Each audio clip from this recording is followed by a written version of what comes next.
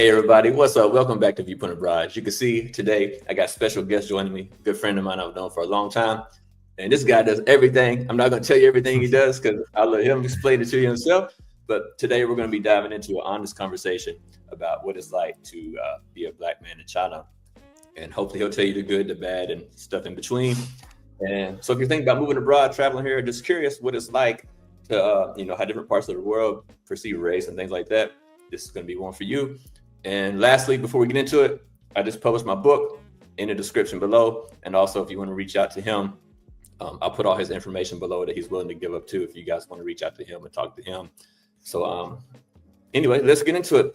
If you don't mind, can you tell us where you are in the world right now and tell us a little bit about yourself before we get into it? What's up, everybody? So I am currently located in Shenzhen, China, which is Guangdong province down south.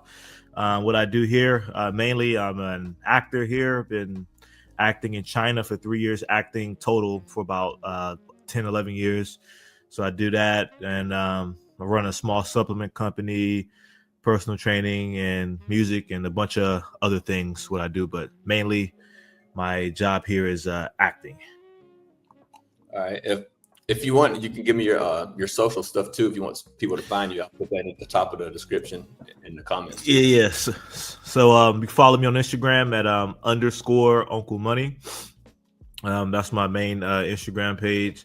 I got so much. You can follow if you're a guy over 30 and you lack energy, then I have the solution for you. I have my company Fatigue Cure, where I have product supplements to help you get energy. I'll send it to you. It's called fatiguecure.com/store energy. I'll send it to you. But yeah, I have that. Yeah, we'll put it in there. And I got so if you want to see some of my acting work, you can go on YouTube, type in Tre Williams actor, and I have all of my acting work, some of my films, my reels, everything of that nature. So y'all check that out. All right, I'll make sure and put that down for everybody. All right. So I guess the first question I have for you, really simple one, is like when you first came to China, like when you first arrived, like the first couple months or something like that, what was your first impression of China when you first got here? When I first got off the plane and I was in Beijing, I was just like, whoa, I'm in China. Like it was like, whoa. And then when I first got outside of the plane in Shenzhen, first thought was, damn, it's humid as hell out here. I mean, I'm from Atlanta, so like it's hot, but it ain't like humid the way it is down here. So like my first couple months, it was a lot of excitement and a lot of shock. The first couple months when you get here, man, it's a mixture of excitement because you're in a new country, new environment, new people, everything is new. And then it's just shock because things, were the way things are done. Like I remember, for example, one of the first memories I had, some guy went up to me and did like this. I was like, what? What the? I was like, what, bro? What you doing? So it was a lot of weird stuff. And I was just seeing a bunch of weird stuff that I never seen before. Like, yeah. So like people was just like pooping in the street, peeing in the street, seeing babies. They didn't have the diaper. They had the singlet with the hole in it so they can take a dump out in public. The spitting, and like everyone taking their camera and like taking pictures and staring. So it was a lot of like it was a lot of culture shock. And I'm not saying that to roast China. That's literally what was going on. I'm just telling you my first impression. It was like what the heck. Like, because I ain't never seen this before, man. They still do it up here. It's still going on, man. I don't know how you do it, man. Look, I don't see that no more. But back then, that's all I would see. That was the big shock for me when I came up here because down south, I was down there where you are. Everything was great, and then I came up here and it's like I went back in time like 20 years. Like when I first came to China, it's like that all over again. Back in time. Yeah. Some of these places, man, it's like Stone Age, man. If you don't mind, before I get into some more stuff, can you Do you mind telling me a little bit like why you left in the first place? Like what made you even want to come to China? So I graduated from Kennesaw State University with a bachelor's degree in sociology and a concentration in criminology. So, it took me 6 years to do it, but I did it. Doesn't matter how long it takes, as long as you get it done. Yeah. And after college, I was sure that I was still going to be continuing acting because I've acted back home before and I thought I was going to continue acting. So after I graduated, 2016, one of the best years of my life. After I graduated, just, having fun. Then after the graduation parties and hangouts and stuff was over, then life kicked. Everybody either went back to college for the next semester or they went back to work, and I didn't have nothing going on. And I was trying to, book some acting roles. I couldn't get, couldn't get hired or anything like that. Couldn't get booked for anything. So I started looking for real jobs. Hey, I got this college degree, this and that. None. I couldn't find anything. So I was just really down bad. And then I was on LinkedIn and I just applied for a job in China. I don't even remember applying for it, actually. It was one of those, easy click, but I don't remember applying to it at all. Like bam, bam, bam. Yeah. And then some days later, I got a phone call and it was like, hey, this is, I'm not going to say the name of the company. You probably know such and such from such and such. And we, like to interview you for the teaching job in China. I was like, oh, okay. So I had the interview and I thought I did terrible in the interview. I don't know why the hell they even hired me. I did terrible in that joint. I did terrible. So after the interview, they hit me up some days later and they said, we want to offer you the position for, English teacher at such and such. Let us know within a week if you accept it or not. So for the first 5 days, I was like, nah, I don't want to do it because of the salary. 13,000 renminbi, which that still is low. Yeah, but back then it was, it wasn't. It was reasonable. Yeah, and the cost of living in China was much lower. So I was like, nah. But then I was like, you know what? I was 24 years old at the time, fresh out of college. I ain't got nothing going on. Why not? So I just said, all right, I'm taking it. Boom. F all you guys, I'm out. And that's why I decided to take the job. I had nothing going on and just this random job that I don't even remember applying for. I applied, and then next thing you know, I'm getting ready to move to China. You've been here ever since, right? I've been here ever since. I thought it was supposed to be for 1 year, and here we are 8 years later. That's what they all say. 1 year, I'm gonna do 1 year. Yeah. Everybody. They say once you pass the 5 years, you're a lifer. But I ain't gonna be no lifer, but then I say that and I probably will be a lifer. I don't know. I've been saying for 3 years I'm leaving. I'm 16 years, man. We all say that, and even I left twice and came back. It's China, man. Something about it. Something just sucks. Let's get into a little bit of. Can we get into a little bit of some daily life stuff that I think a lot of people are interested in. So when you go out, in public and you just, you do your thing, you go to eat or whatever, this and that. How do people typically react to you? Do you get any weird reactions that are just weird or anything maybe some curiosity or something like that? Do you get any reactions from local people? Yeah, so it ranges. Obviously, me, I'm a big black dude in China with a bald head and a beard. So when I wear a lot of sleeveless things sometimes. So when I do walk out, a lot of the times people they stop what they're doing and they stare. The kids will stare and point. Now in my neighborhood, I think it's relaxed a little bit, but typically when I walk somewhere, people will just stare and they'll stare. The kids will, why go in? Which means foreigner. There was one instance, I was in an acting workshop. I got out the bathroom. This little girl pointed, "Hey, Ren," and I looked at her, and her mom, "Hey, Ren" means black person. Her mom grabbed her because her mom's like, "Don't say that." That's only "Hey, Ren" has only happened twice, but most of the time it's the kids that point, "Why go, Ren?" Sometimes the adults would do it. and it gets old. Like, I mean, it gets old. But as of now, none of that really happens. But back in the day, people would try to, if you walk in and try to sneak a picture of you, and the stares. But most of the time, it's curiosity. So, like, for you guys that wonder, because staring in our culture is rude, but when they stare, it's not hostile. No one's hostile. They don't hate. It's like if you saw an alien, and I'm not comparing us to aliens because I mean we behave normal kind of, but like they've never seen us before. Like they live in a homogenous society. They've never seen anyone like us.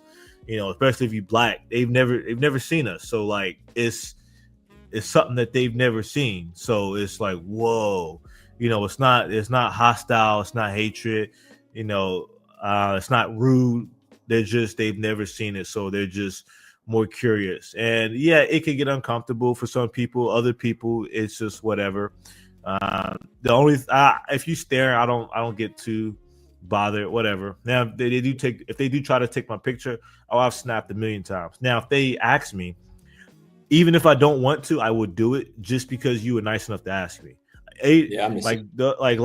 Last week I got in my car because I was from Guangzhou to Shenzhen. The guy wanted to take a picture. I was tired because I had fight choreographed for Mortal Kombat. I didn't feel like doing it, but I was like, you know what? He asked me. All right, let's do it.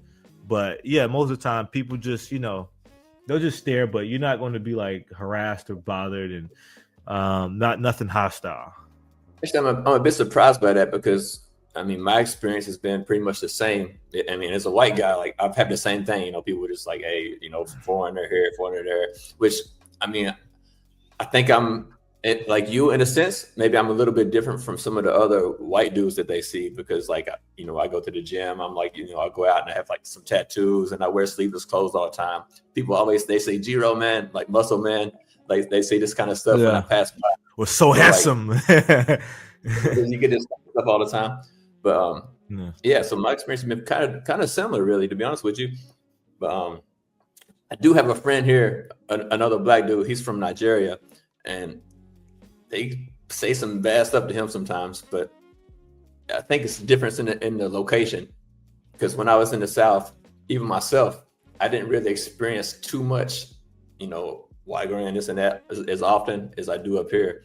And I think maybe it's something to do with the location. I think so too, because like most of the time I'm just chilling. Like people, no one's really like hackling me like that. I walk down the street, most people just kind of just minding their business. You still got people staring, and they'll stare and I'll stare back and they'll start giving me the smile and the thumbs up. Most people, they not hostile, but I'm down south. So maybe if I'm in one of these other locations, they'll probably call me all types of MFers and stuff. I don't know. But down here, I mean, for the most part, everybody just kind of chill for the most part. Yeah, I had the same experience. Just the worst thing for me is just like, when you've been here for as long as we have, you've been here for eight years or so. Like when you've been here for a long time, you hear it every single day and you're just kind of like, really? Like, I'm tired of hearing this shit. Because like it just gets old. It's like, okay, we get it, and it's like the cities we're in, like big cities, like Shenzhen. There's a lot of foreigners here in Shenzhen, so yeah, it does get old. There'll be some outsiders that say, oh, they're just never seen it. Yeah, but it really does get old. Like every day you're reminded. But I mean, it could be worse. But that's just like a small little thing, that can get old. Yeah. So let me ask you a little bit about like some I guess like some dating or relationship type of things. So it's termed as far as your dating experiences goes. Have you had any what's been your experience with Chinese women? Like, do Chinese women seem to be open to dating a black man and this kind of thing? Like, has that been any issue for you? So when I first moved here, my dating life is 100 times better in China than it was in the US. I'm not a passport bro, but I get them. So I really get them. I understand. I don't agree with all their men, but I get them. But as far as like Chinese dating, black guys, it can vary. And I made a YouTube video about this actually. there's three types. You'll have a Chinese girl who is obsessed with the culture. She loves hip hop, NBA, Kobe. She wears Jordans. There was a Chinese girl I saw. She had on some Jordans. I was like, oh yeah, she definitely takes BBC. So you have those types of girls that they like us. Like they're obsessed with, you know, our culture and they like us. Then you have the Chinese girls that they're like super Chinese traditional, where like they won't even look your way. Like they're not want to look your way. And then you have one in the middle that they don't really care about your race. They just, if you're a good person or have, you know, good values or whatever, they'll date you. They date foreigners, but they're open to dating, you know, a white foreigner, a black foreigner. It doesn't matter. So those are like the three types. But just to let you guys know that in China, the Chinese girls, for the most part, they prefer white guys. And I'm sure we all know the stereotype of the, what's it called? The LBH, loser back home. It be these white dudes here, man. They so lame, they corny, and they get all the, you know, the JJ just because their skin color. And we know these people. So like they're lame, but you know, but I'm gonna tell you the best dating for black guys here is the Eastern European and Latina women. They really rock with us, man. They, you know, like I pretty much date, you know, other expat women here. My girl is Polish, you know. For the black guys, you get your Eastern European woman or Latina, or even an African woman. We have African women here. I mean, I think that's just me personally. I think that's your best bet. Of course, Chinese women as well, but I think like the chances of that is just better. Is there anything particular like why you would choose like a Eastern European woman or some other foreign woman over a Chinese girl? Like, is there any like just like cultural differences and things like that, something like this? Or I think because we're both visitors here, we have that already in common. And me personally, I think I stick with their values because like, and this is no disrespect to like a Chinese culture or anything like that, but some of those super traditional values, I mean, I'm not going to say if they're right or wrong, but they're not for me. Like I got a friend who's with a guy. He's like he's ethnic, like one of those minority Chinese guys from like what's the Muslim Chinese people called? Not the Uyghurs, but the other Xinjiang. I can't pronounce it. Yeah. And like all the stuff she tells me about their culture and the things they do, I'm just like, this is just no, absolutely not. So like I tell her, I've told her like, this is the R word. I'm not gonna say it, 'cause I ain't gonna get canceled. This is the R word multiple times. You know what the R word is. I ain't gonna say it. YouTube, you not finna cancel me. Y'all not finna cancel me. I told her that, and I think back. If it's too many, I can't. I don't know if I'm gonna deal with the cultural differences. Like, I remember I dated a Chinese girl. She hated the fact that I had a beard, and she would always tell me to shave it. And I'm like, yo, I'm not shaving it. Meanwhile, she got a damn George Bush down there. You got a whole George H.W. Bush down there, but you telling me to shave my beard. But to be fair, I had a pretty thick, ugly, non-clean beard back in 2018. But that's not the point, though. You can't tell me to shave my beard when you got George Bush down there. So it's just some cultural differences. And that's just me. Like I said, this is all me personally. And I always say, like, the Chinese girls I would date, they need to have experience in the West. If they had experience in the West, if they've lived there or visited, then I feel like, you know, we can vibe a little bit more. But yeah, if it's like an ABC, then I feel like, you know, I have something more related. But as far as like, you know, the women, the other foreigners like East European or Hispanic women here, I mean, I just feel like I kind of, you know, vibe with them more. Even, you know, African women I've dated, I feel like I've been able to vibe with them more. Like I said, these are all like my opinions, guys. This ain't like a one size fits all. There are a lot of black dudes here, I know a lot of African dudes that are married to Chinese women. So, this is not like, oh, if you're black, you're not going to be able to get a Chinese girl. No, that's not true. You'll definitely be able to find one. But I'm speaking, me personally, I kind of, I tend to date, the Eastern European, African, Latina women. In my experience, like I've just every Chinese girl I've ever dated was like perfectly fluent in English, like perfect. Like I've never dated a girl who can't speak English, even though I can speak Chinese. I always choose girls who have more of like an open mind, Western mindset. Like my last friend for a long time. Like if you just close your eyes and don't look at her, it's like you think you're talking to another American. You can't tell the difference. Yeah. English is like, but that's the only type of girls I date. I don't date these girls who don't speak English. Even though I can speak Chinese, it's about something about the mindset. It's a different mindset, and it's just the code. Like it's just mindset. Like you need to be somewhat compatible. Like like if, and like I said, I'm not trashing the traditional Chinese culture, but I'm saying that it's not for me. And truth be told, I'm aware that some of the parents may not accept me, like just hypothetically speaking, like if the parents don't accept me, and it's like all this time and it's like I don't have patience, like, because what if my mom don't accept you because of your race? You know what I'm saying? So we can't still be ignorant in 2025. If you hate me, you need to hate me. It needs to be like a legitimate reason. Me being this, it's not a legitimate reason. That's just the R word. But like I said, it varies.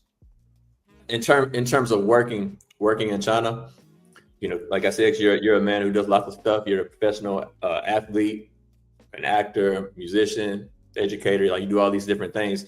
So, how, in your experience, how are like Black professionals perceived by like these schools and acting or whatever job it is you're doing? Have you noticed anything about how Black professionals are perceived as opposed to like your white counterparts or other people? Yeah, so I want to start with teaching. And when it comes to teaching, unfortunately, most of the schools, they would prefer a white teacher because of the parents. The parents, in their eyes, they think that if you're a white teacher, you're the ideal. Now, before I keep going, I want to point out, I'm not one of these guys that always cries racism and victim and anything like that. I don't do all that. But I'm speaking from factual things. These are factual things. So I just want to point that out. Now, anyway, back to what I was saying. So a lot of them prefer that. And I think it's like, if the parents know so much, why don't they teach? But that's a whole other story.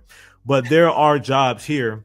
Yeah. If you know so much, parents, you teach. Why but there are jobs here that literally have said no Blacks at all. Yeah.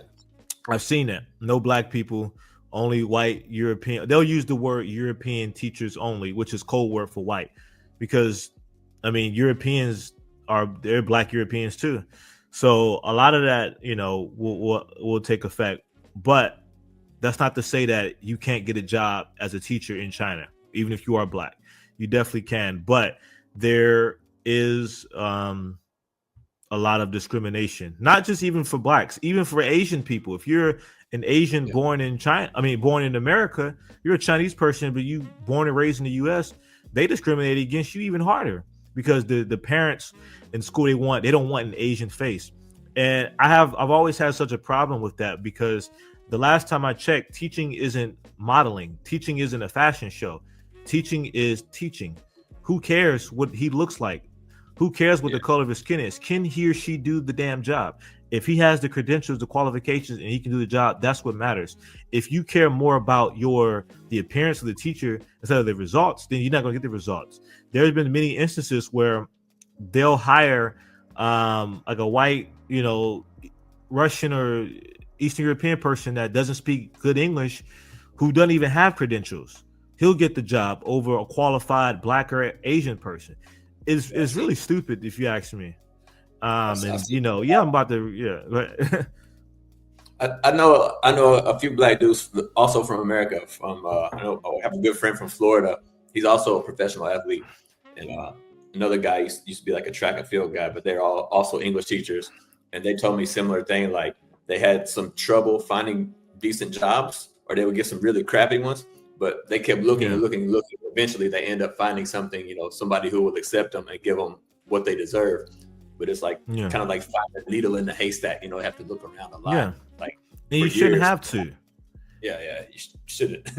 I agree. Yeah, like, and it's that's just the way it is. It's, I mean, like I said, I've been here long enough, trying to fight the system, trying to prove how wrong they are. It's pointless because it's a wall talking. But even though you did all these things, you'll be able to find a job that they don't do all that discrimination. They don't care. Can you do the job? Do you have the qualifications? So when it comes to teaching, that may be some things you have to do. I personally would highly recommend a public school. They less of that discrimination, and an international school, because international schools, but you got to have those qualifications. But if you get those, you're less likely to deal with that. Now, as Have far you had as probably your other type of jobs you've done, like the acting and stuff like that? yeah, so with acting, I do, even I face that because my who what I look like. I'm big, black, bald, in this acting space in China. And just like with teaching, they have the mindset of what this actor should look like. I've been in this acting industry in China for about since 2021. And there was one point where I was always working a lot. If you ever seen these mobile game ads like State of Survival, yes, I'm the guy on those State of Survival ads and all those crazy mobile game ads. That's me, guys. But I was on a lot of those, but now those have shifted because they're not making a lot of those anymore. So it's a lot of these vertical dramas. I'm sure you guys seen those vertical dramas. Unfortunately, they only want a specific type of niche race for that. I don't fit the mold for what they want, and it sucks because acting is. I mean, one, it's how I put food on the table, but it's also what I love more than anything. And unfortunately, I've had to deal with that. I've had to watch people who are less talented, and I say that very strictly, less talented people with no acting experience, people who can't even speak good English. I've had to sit there and watch them take lead roles. Not only that, but for less money. But it happens around the board, and it seems like there is only so much you can do here. Like you can make it here good, but then there's a level. It's not like where you can just go above and beyond. There you can get high up here. I've been able to do a lot of great stuff here, like with acting, with wrestling, with a lot of these things, but there's only so much you can go. And at the end of the day, China is for Chinese people and even white people. Like there's only so much they can go. At the end of the day, it's still there's still a glass ceiling that you can't crack. Yeah, I've seen that too. Let's get into a couple more things. I don't want to take up too much of your time, but as far as cultural perceptions go, is there any like common misconceptions that you think Chinese people have about Black people? Like something you want to kind of like educate Chinese people on? Like maybe they may think this, but this ain't really true or something like that. Have you noticed anything like that? Um, I would say, one, not all of us are athletes. I mean, I am, but not all of us are athletes. I'm trying to think what stereotypes do they have? Now that I think about it, I mean that's just a stereotype that everybody has about us. Once I see the athlete ones, like I know quite a few Black dudes, especially from Africa, and like schools always approach them and be like, oh, "You're like a tall Black dude. We want you to like be a basketball coach." And the dude's like, "I ain't never played basketball a day in my life. I don't even know how to play basketball." They're like, "It's okay. You can be a coach." I don't want to be the coach. I want to do some other shit. Man, get me to be the coach, man. Man, wait. No, I mean, I guess one thing. Oh, here's one thing. And this was one of the things I experienced when I first got here is that they actually, some Chinese people, not all, some, they think that all black people are from Africa, and like that's it. Like there are none from America. They're all from Africa, and it confused me because I'm like, wait a minute, y'all like NBA and Obama, so like how is this how is this possible? So we're not all from Africa. I've never been to Africa. I don't know nothing about Africa. Yeah, I have a But I good guess friend.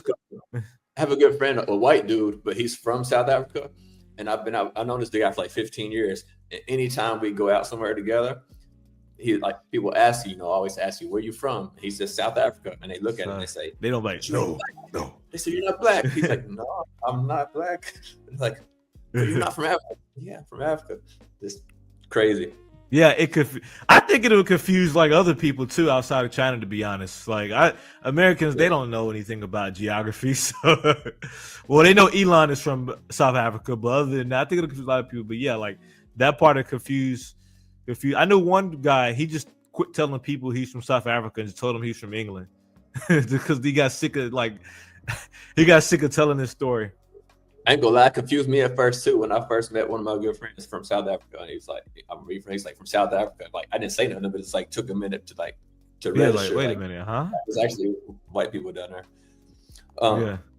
Let's talk about some other stuff then. About mental health. Has living in China impacted your mental health in any way, like positive or negative? Like, have you noticed a change in your mental health?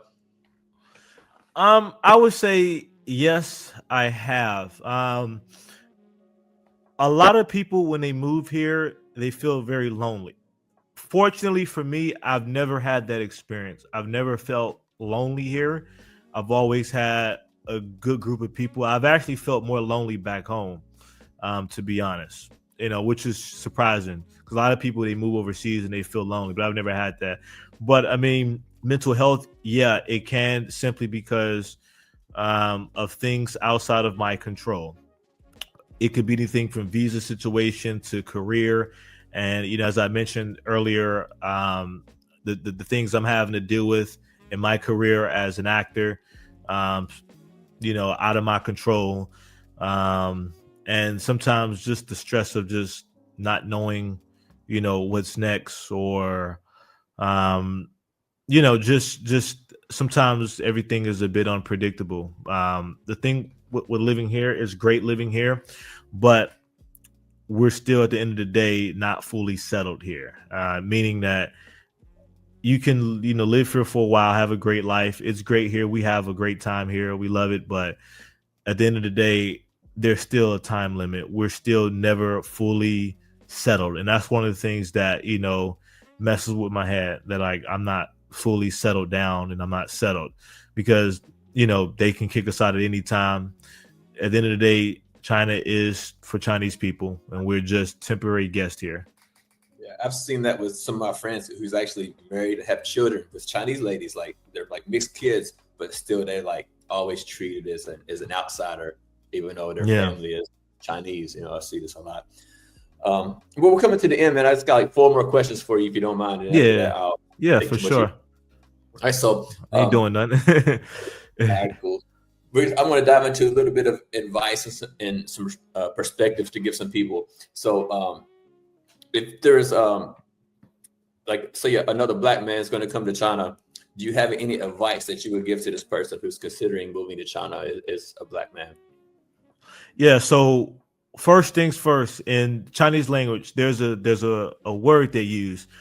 It says nigga, nigga.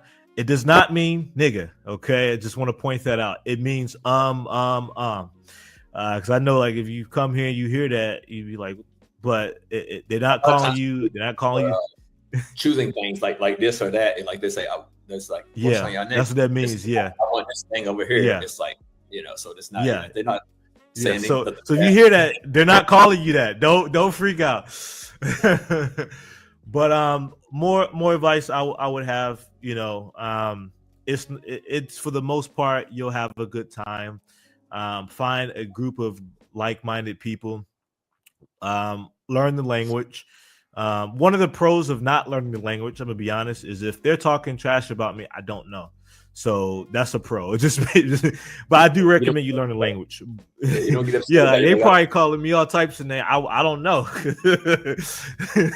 You probably calling all types of mf'er in where I'm like, but no, Lots of no, times but I know Chinese myself because I'm just like I hear some things and I'm like, man, I don't want to listen to this crap.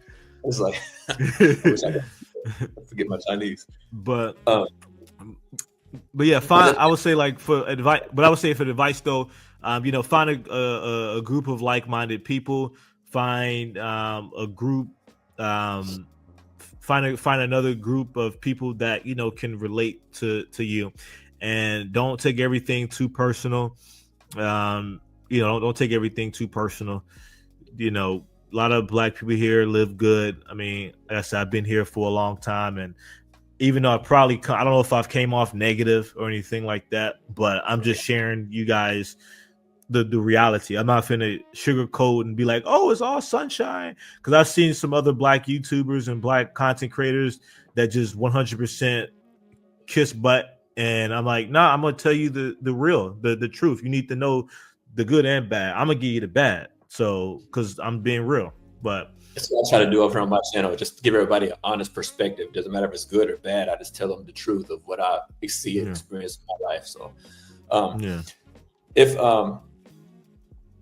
if you could change one thing about China in terms of how they, as far as like for black expats and coming to China, if there's one thing you could change, what would that thing be that you would change for black people in China? Well, if I can change one thing, I would say give everybody all. Like, we know that foreigners are not going to be treated the same as Chinese people. I get that, but I would say give all black people the same type of fairness and treatment as you would give other races. Don't put a hiring thing for a school and say no black people. Come on now, like.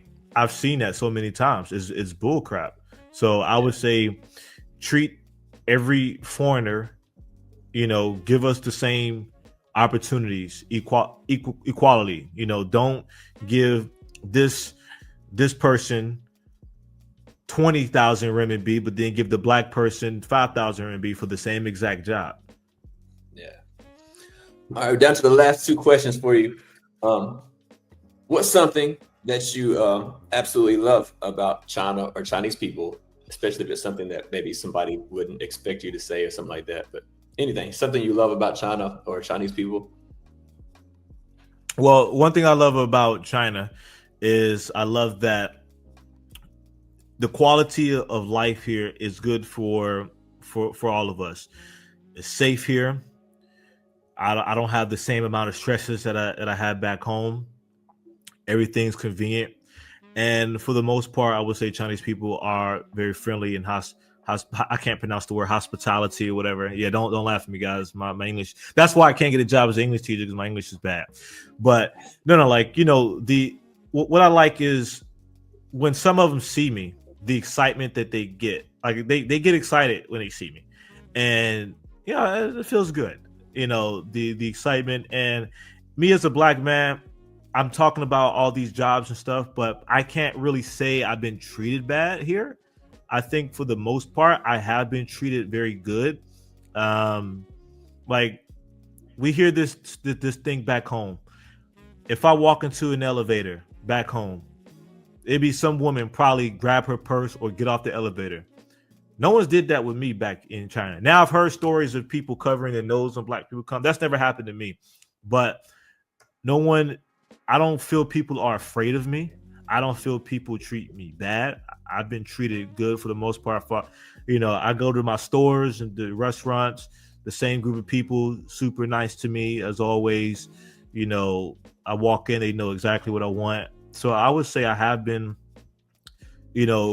treated, pretty well for the most part. And that's my experience.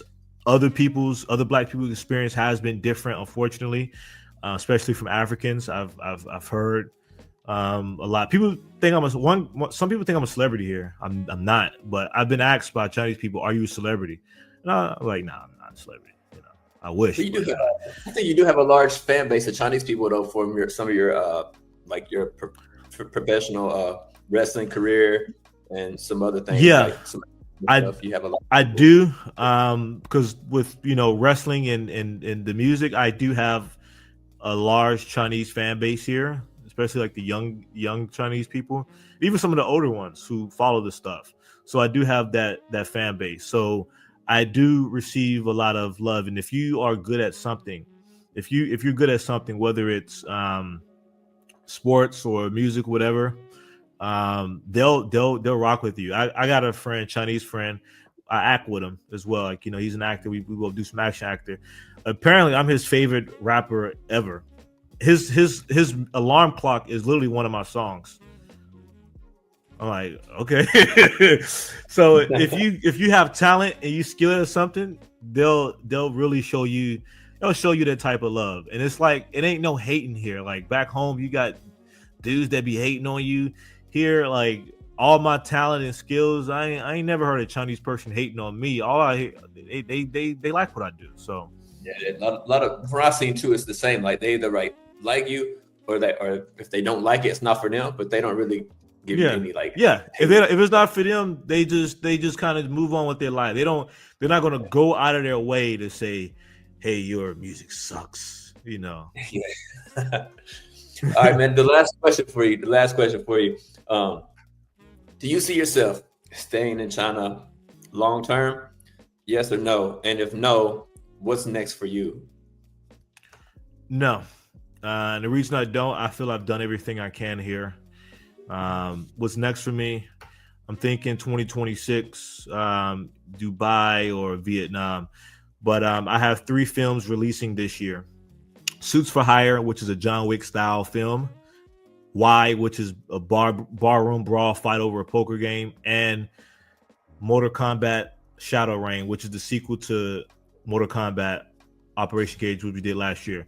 When those 3 films get released this year, I plan on fully leveraging those films into something much bigger, because now you can't deny me of any acting opportunities. So I'm hoping that those 3 will elevate my acting career, and maybe I can get some stuff back in the US or Dubai or something, or Australia, but I'm hoping to leverage those. But I think this is my last year as and I've just kind of just done everything I can here. And I think also for my mental health, I should probably, I need a reset.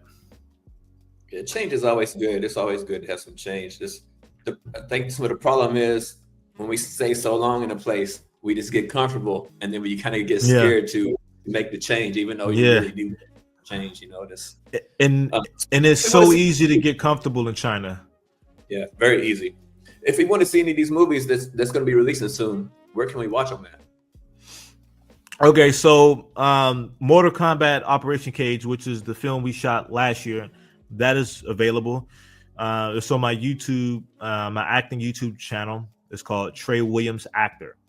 You type that in on YouTube, you'll see Mortal Kombat Operation Cage, or just go on YouTube and type in Mortal Kombat Operation Cage.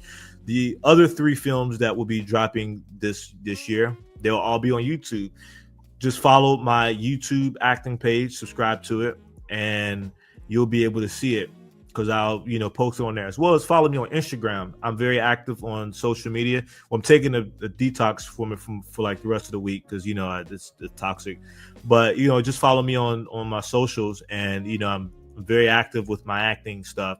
I'm always updating and comment. I'm always updating and keeping everybody uptight with everything. All right, that's cool. I'll make sure I put all of that in the comments and the pinned comment, and I'll put it at the top of the description box too for everybody if they want to go check that out. So I appreciate your time. I really appreciate spending some time with us today and telling us your honest take. I really appreciate it. So you guys, if you're not subscribed yet, subscribe. And also don't forget, check out the links below. Go check out Tre and see what all he's doing. He's into a lot of stuff, and I think you'll find it very interesting. So go check that out, and we'll see you guys on the next video. Take care.